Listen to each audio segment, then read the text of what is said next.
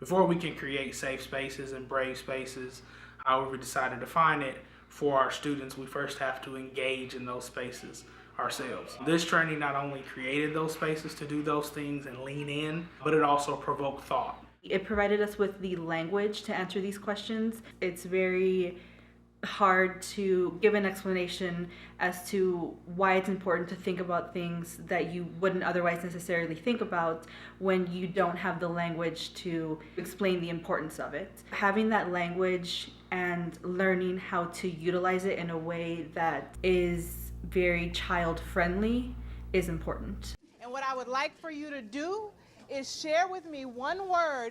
When I say race, what words do you associate with that? Now, if we can all agree that race isn't these things, why do we associate it with this? Because it's invented. It's a social construct. But it's border crossers' position that race is invented with a purpose.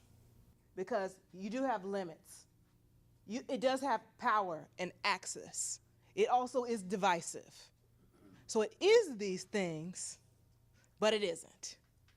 And that's what makes it so difficult and challenging to talk about. Because when I'm talking about race, I have to also figure out if you're talking about the same thing. The point that we have to make is when we're having conversations about race, we need to define what it is. When you first get here and the program begins, they start pretty early with just giving you the history of race and how that all came to be, and that's something you didn't learn in school, and it just kind of shatters your paradigm for how society is organized.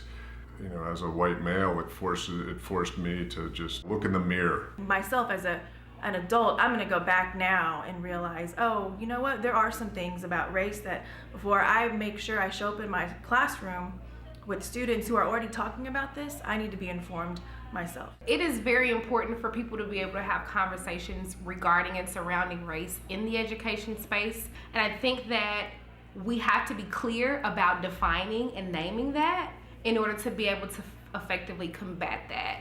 And that those conversations have to be had openly amongst our kids, our administrators, our teachers, and just across the board in the education system as a whole.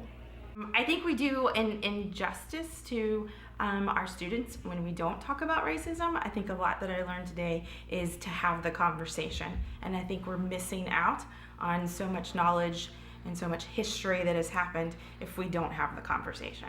One thing that I found particularly useful was looking at race through a lens of intersectionality.